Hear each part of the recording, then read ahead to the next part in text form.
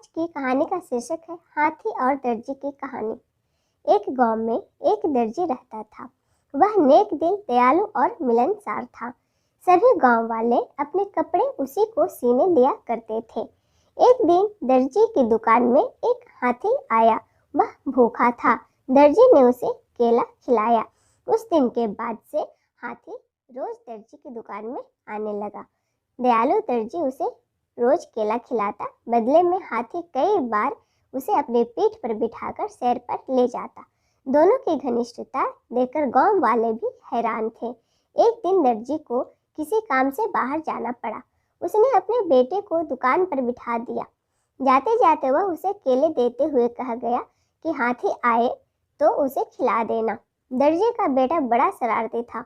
दर्जी के जाते ही उसने केला खुद खा लिया।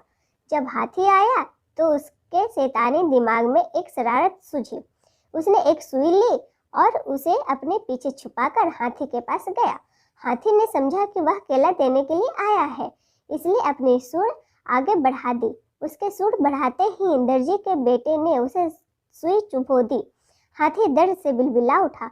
ये देखकर दर्जी के लड़के को बड़ा मजा आया और वह ताली बजाकर खुश होने लगा। दर्द से बिलबिलाता हाथी गांव की नदी की ओर भागा। वहां जाकर उसने अपनी सूंड पानी में डाल दी। कुछ देर नदी के शीतल जल में रहकर उसे राहत महसूस हुई। उसे दर्जी के लड़के पर बड़ा गुस्सा आ रहा था। उसने उसे सबक सिखाने की ठानी और अपनी सूंड में कीचड़ भरकर दर्जी की दुकान की तरफ बढ़ा। दर्जी के लड़के ने जब फिर से हाथी को आते देखा तो सुई लेकर बाहर आ गया। वह हाथी के पास आते ही उसे सुई चुभाने के लिए आगे बढ़ा, मगर हाथी ने सूंड में भरा सारा कीचड़ उस पर उड़ेल दिया। लड़का दुकान के दरवाजे के सामने खड़ा था। वह ऊपर से नीचे तक कीचड़ से लथपथ हो गया। दुकान के अंदर भी चिटक गया और लोगों द्वारा दिए गए कपड़े भी गंदे हो गए। उसी समय दर्जी भी अपना काम निपटाकर दुकान वापस आया। वहाँ की ये हालत देखकर उसे कुछ समझ नहीं आया। उसने अपने बेटे से पूछा तो बेटे ने सारी बात बता दी।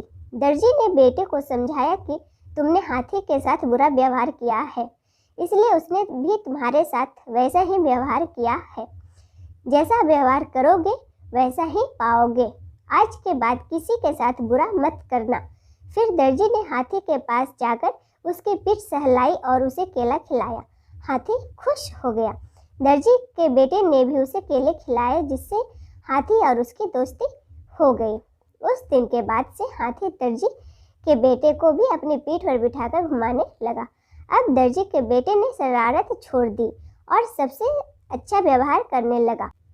मोरल ऑफ द स्टोरी, इस कहानी से हमें 3 प्रकार की शिक्षा मिलती है। पहला, जैसा करोगे वैसा भरोगे। दूसरा, बुरे काम का बुरा नतीजा। तीसरा, जैसा व्यवहार दूसरों से चाहते हो वैसा व्यवहार दूसरों के साथ करो। Thank you.